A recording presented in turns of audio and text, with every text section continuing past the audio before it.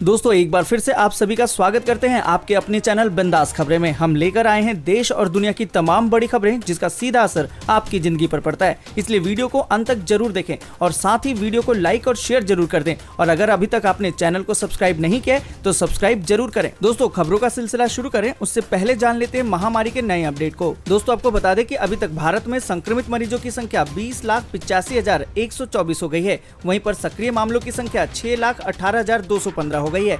अच्छी बात यह है कि 14,23,899 मरीज ठीक होकर घर जा चुके हैं। पर दुख की बात यह है कि 42,552 मरीजों ने दम तोड़ दिया है। और इसी के साथ दोस्तों आपको बता दें कि महाराष्ट्र जो सबसे ज्यादा प्रभावित राज्यों में बना हुआ है, वहां पर अभी 4,90,262 मरीज हो गए हैं। जबकि तमिलनाडु में 2,85,024 पहुँच गई है संख्या और आंध्र प्रदेश में 2,06,960 हो गई है। जबकि कर्नाटक में 1,64,924 हो गई है और वहीं दिल्ली में 1,42,723 मामले हो गए हैं। और इसी के साथ दोस्तों बढ़ते हैं आज की पहली और बड़ी खबर की तरफ। आज की पहली और बड़ी खबर जो निकल कर आ रही कि राहुल गांधी ने बताया मूड ऑफ द नेशन, कहा कि डर और असुरक्षा ऑल टाइम हाई। दोस्तों आपको बता दें कि कांग्रेस के पूर्व अध्यक्ष राहुल गांधी लगातार मोदी सरकार को आड़े हाथों लेते हैं। दोस्तों आपको बता दें कि कांग्रेस के पूर्व अध्यक्ष राहुल गांधी लगातार ही मोदी सरकार को आड़े हाथों लेते रहते हैं। अर्थव्यवस्था और नौकरियों के मुद्दे पर राहुल गांधी कई बार सरकार से सवाल कर चुके हैं।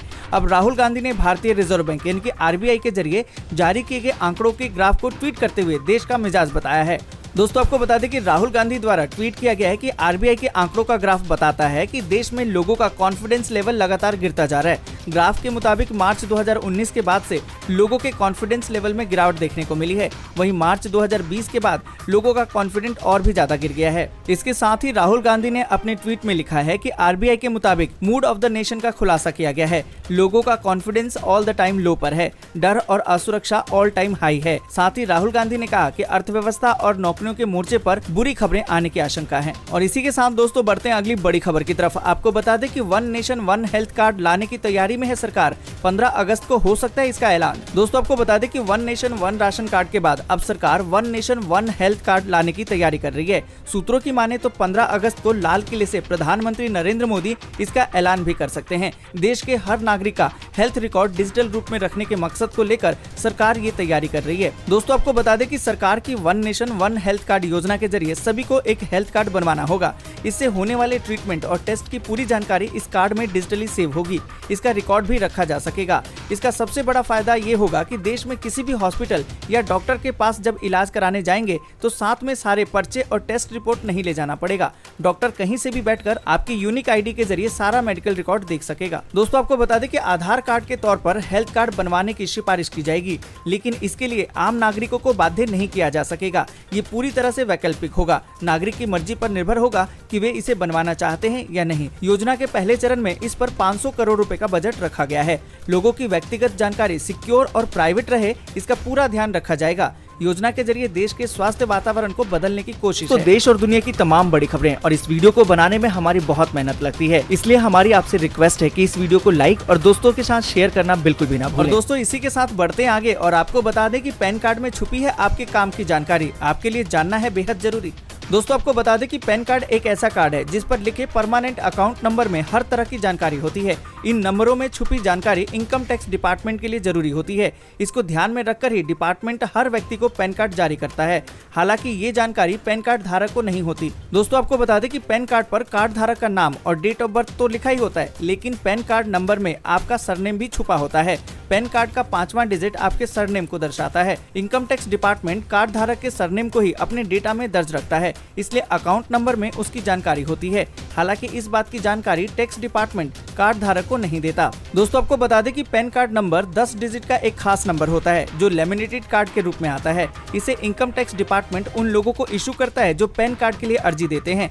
पैन कार्ड बन जाने के बाद उस व्यक्ति के सारे फाइनेंशियल ट्रांजैक्शन डिपार्टमेंट के पैन कार्ड से लिंक्ड हो जाते हैं। इनमें टैक्स पेमेंट, क्रेडिट कार्ड से होने वाले फाइनेंशियल लेन देन सभी कुछ डिपार्टमेंट की निगरानी में रहते हैं। दोस्तों आपको बता दें कि पैन कार्ड की मदद से आप आपको अलग अलग वित्तीय लेन देन में आसानी होती है। इसकी मदद से आप बैंक खाता और डीमेट खाता भी खोल सकते हैं। और दोस्तों इसी के साथ बढ़ते हैं अगली बड़ी खबर की तरफ। अगली बड़ी खबर जो निकल कर आ रही है कि नोएडा और गाजियाबाद में 10 बजे से शुरू होगा 55 घंटे का लॉकडाउन। जाने क्या खुला रहेगा और क्या रहेगा बंद। दोस्तों आपको बता दें कि उत्तर प्रदेश सरकार के आदेश पर शुक्रवार रात को 10 बजे से 10 अगस्त की सुबह 5 बजे तक नोएडा और गाजियाबाद में मिनी लॉकडाउन लागू रहेगा। इस दौरान दोनों ही जिलों में लोगों के घर से बेवजह बाहर निकलने की पाबंदी होगी। अगर ऐसा हुआ तो नियमों का उल्लंघन माना जाएगा और इस पर कार्रवाई की जाएगी। हालांकि जरूरी सामानों की आपूर्ति जारी रहेगी।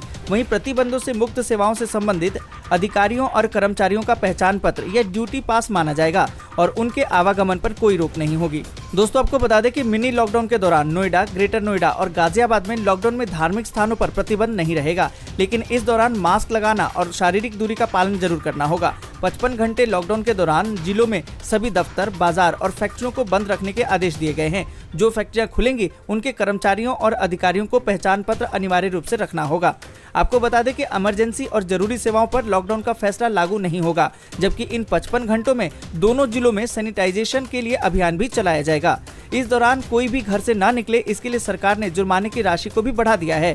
इसके तहत सार्वजनिक जगहों पर फेस मास्क नहीं पहनने पर जुर्माने की राशि 100 रुपए से बढ़ाकर 500 रुपए कर दी गई है। और इसी के साथ दोस्तों आपको बता दें कि अब मध्य प्रदेश में सिर्फ रविवार को लॉकडाउन रहेगा। वहीं रात 10 बजे से सुबह 5 बजे तक कर्फ्यू रखा जाएगा। विशेष परिस्थितियों में लॉकडाउन के लिए कलेक्टरों को पहले गृह विभाग से अनुमति लेनी होगी। होटल और रेस्टोरेंट अब रात के 10 बजे तक काम कर सकते हैं। दोस्तों हम आपसे जानना चाहेंगे कि क्या आपके राज्य या शहर में भी लॉकडाउन लगा हुआ है? अगर लगा हुआ है तो आप अपने नाम के साथ कमेंट करके जरूर बताएं। और दोस्तों इसी के साथ बढ़ते अगली बड़ी खबर की तरफ। अगली बड़ी खबर जो निकल कर आ रही है कि पीएम किसान योजना के तहत 30 अगस्त तक होगा वेरिफिकेशन। गलत दावा करके लाभ लेने वालों से होगी वसूली। दोस्तों आपको बता दें कि पीएम किसान सम्मान निधि योजना के लाभार्थियों का इन दिनों कई जिलों में वेरिफिकेशन चल रहा है। हर जिले में ये काम 30 अगस्त तक होना है। उसके बाद अपात्र पाए गए लाभार्थियों की सूची से नाम हटा दिया जाएगा। यही नहीं, ऐसे लाभार्थियों को अब तक मिली पीएम किसान सम्मान निधि योजना की किस्तों को वापस भी करना होगा। यदि लाभार्थी की ओर से रकम वापस नहीं की जाती है तो उसके खिलाफ कानूनी कार्रवाई भी की जाएगी। पीएम किसान सम्मान निधि योजना के नियमों के तहत हर साल योजना के 5% लाभार्थियों का रैंडम वेरिफिकेशन होना है। ऐसे में ये जरूरी है कि अगर आप इस स्कीम के लाभार्थी हैं तो आपकी ओर से दी गई जानकारी पूरी तरह से सत्य होनी चाहिए। आपको बता दें कि पीएम किसान सम्मान निधि योजना के मुताबिक भले ही कागजों में आपकी जमीन खेती योग्य भूमि के तौर पर दर्ज हो, लेकिन अगर आप उसका अलग इस्तेमाल करते हैं तो उस भूमि के आधार लाभ के पात्र नहीं हो सकते। इसी तरह यदि किसी परिवार में चतुर्थ श्रेणी के कर्मचारी के अलावा कोई भी सदस्य सरकारी नौकरी में है तो उसे भी इस स्कीम का लाभ नहीं मिलेगा। परिवार में किसी भी एक सदस्य के टैक्स पेयर होने पर इस स्कीम का लाभ नहीं मिल सकता। अक्सर गलत जानकारियां देकर भी लोग पीएम किसान सम्मान निधि स्कीम के लिए अपना पंजीकरण करा लेते हैं। दोस्तों अगर आप भी किसान हैं और अगर आप अपना रजिस्ट्रेशन कराते हैं तो इन जानकारियों का ध्यान रखिए। और इसी के साथ इस पूरी खबर पर आप क्या सोचते हैं कमेंट करके जरूर बताएं। और इसी के साथ दोस्तों बढ़ते हैं अगली बड़ी खबर की तरफ। अगली बड़ी खबर जो निकल कर आ रही है कि अब बिना इंटरनेट के कार्ड और वॉलेट के जरिए करिए ऑफलाइन पेमेंट। जाने क्या है आरबीआई की ये पायलट स्कीम। दोस्तों आपको बता दें कि रिजर्व बैंक ऑफ इंडिया यानी कि आरबीआई ने ऑफलाइन पेमेंट पर बड़ा फैसला लिया है। बड़े बैंकों ने बिना इंटरनेट ट्रांजैक्शन को मंजूरी दी है। आपको बता दें कि ग्राहक अब बिना इंटरनेट के कार्ड और वॉलेट के जरिए 2000 रुपए तक की छोटी राशि का भुगतान कर सकेंगे। इसे फिलहाल पायलट प्रोजेक्ट के तौर पर शुरू किया गया है। खुद रिजर्व बैंक के गवर्नर शक्तिकांत दास ने इसकी जानकारी दी है।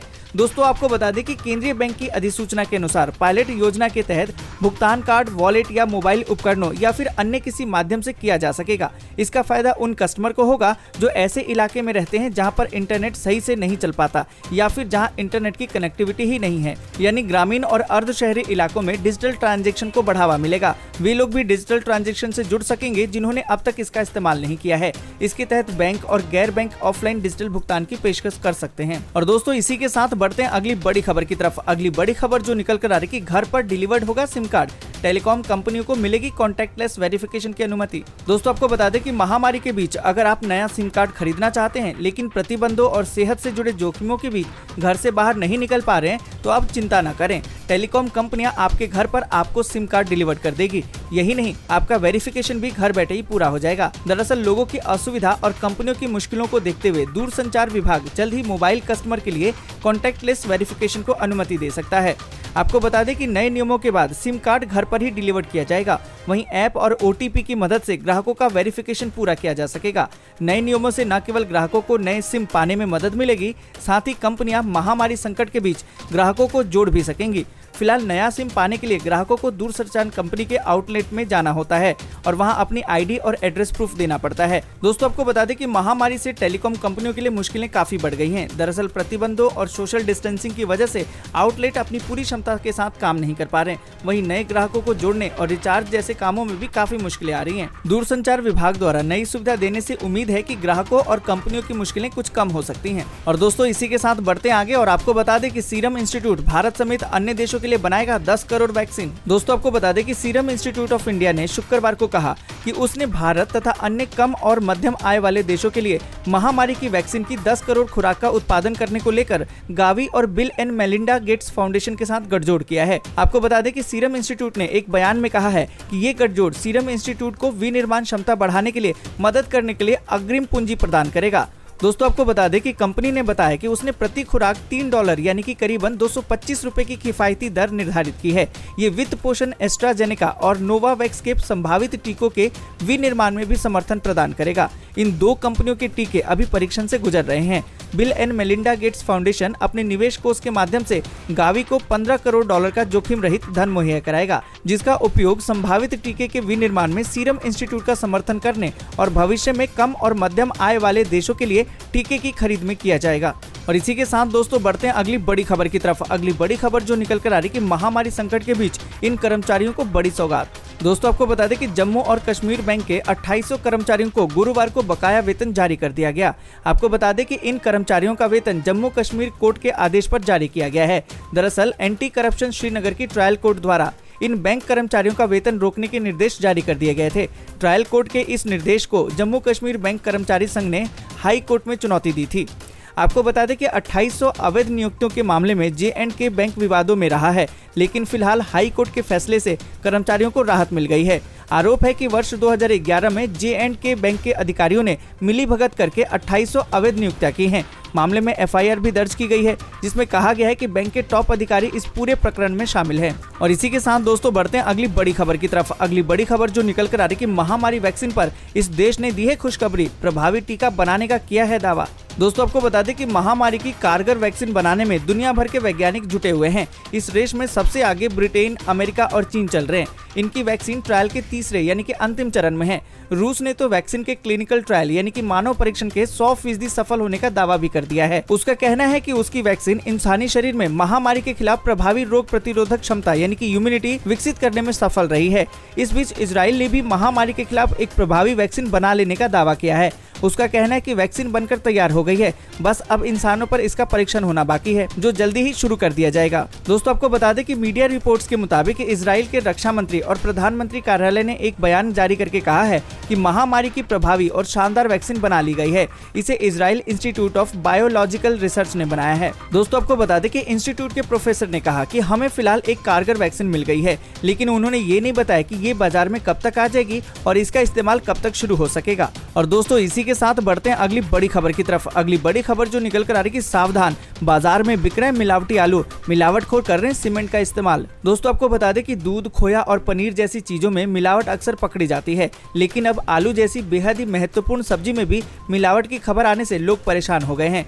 मिलावटी आलू या अन्य सब्जी खाने से लोगों के शरीर को गंभीर नुकसान पहुंच सकता है, लिहाजा मामला सामने आते ही एजेंसियां हरकत में आ गई हैं। दोस्तों आपको बता दें कि एशिया की सबसे बड़ी फल सब्जी मंडी आजादपुर की लगभग 1 दर्जन आलू की थोक दुकानों से सैंपल लेकर जांच के लिए भेज दिया गया है। सैंपल में किसी भी तरह की गड़बड़ी पाए जाने पर व्यापारियों के खिलाफ सख्त कार्रवाई की जाने की बात कही गई है। दोस्तों आपको बता दें कि भाजपा नेता रामवीर सिंह विधुड़ी ने इस मामले पर उपराज्यपाल अनिल बैजल को पत्र लिखकर जांच कराने की मांग की है।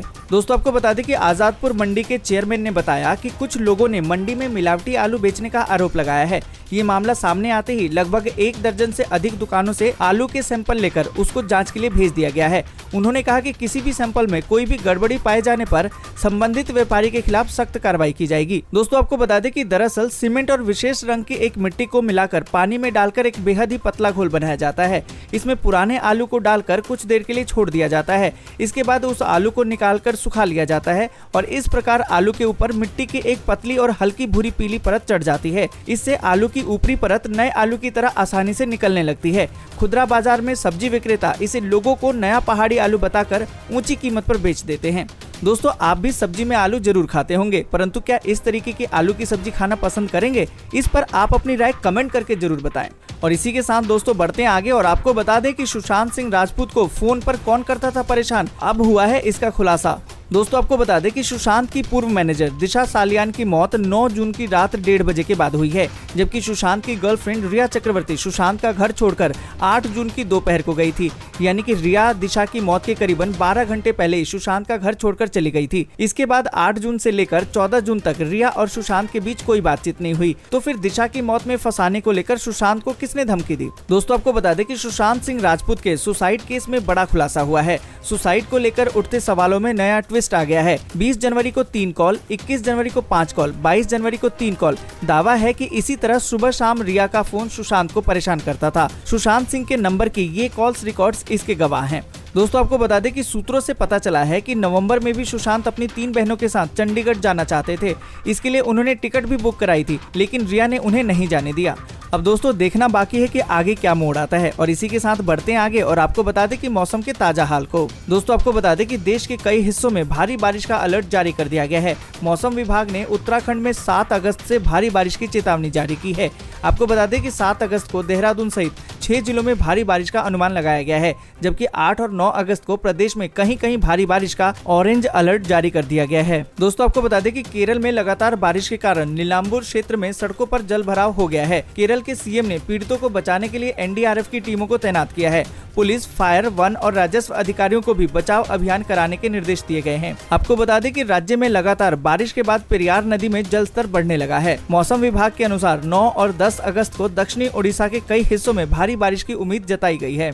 और इसी के साथ दोस्तों बढ़ते हैं अगली बड़ी खबर की तरफ। आपको बता दें कि अमेरिका का चीन को तगड़ा झटका, 45 दिन में टिकटॉक वीचैट को समेटना होगा कारोबार। दोस्तों आपको बता दें कि अमेरिका के राष्ट्रपति डोनाल्ड ट्रंप ने राष्ट्रीय सुरक्षा चिंताओं का हवाला देते हुए चीनी स्वामित्व वाले टिकटॉक और वीचैट के खिलाफ गुरुवार देर रात को 2 कार्यकारी आदेश पर हस्ताक्षर किए हैं। ये आदेश 45 दिनों के अंदर लागू हो जाएगा। यह किसी भी अमेरिकी कंपनी या व्यक्ति को बाइडांस, टिकटॉक की चीनी मूल कंपनी या वीचैट के साथ लेन देन करने से रोकता है। आपको बता दें कि इसका मतलब ये है कि कंपनियां अमेरिका में एप्पल के ऐप स्टोर या फिर गूगल के प्ले स्टोर पर दिखाई नहीं देंगी। इस आदेश के बाद से अमेरिका और बीजिंग के रिश्तों में पहले से जारी तल्खियां और भी बढ़ गई हैं। ये फैसला ऐसे समय पर लिया गया है जब नवंबर में अमेरिका में राष्ट्रपति चुनाव होने वाले हैं। इससे पहले ट्रंप ने अमेरिका में टिकटॉक पर प्रतिबंध लगाने की धमकी दी थी। आपको बता दें कि माइक्रोसॉफ्ट ने इस बात की पुष्टि की है कि वह ट्रंप के साथ बातचीत के बाद टिकटॉक खरीदने को लेकर बातचीत कर रहे हैं। टिकटॉक के आदेश के अनुसार ये डेटा संग्रह चीनी कम्युनिस्ट पार्टी को अमेरिकियों की व्यक्तिगत और मालिकाना जानकारी तक पहुंचने की अनुमति देता है। दोस्तों आज के लिए बस इतना ही। वीडियो को लाइक और शेयर जरूर कर दें। अगर अभी तक आपने चैनल को सब्सक्राइब नहीं किया है तो सब्सक्राइब करें, बेल के आइकन को दबाएं, ऑल नोटिफिकेशन को जरूर ऑन करें।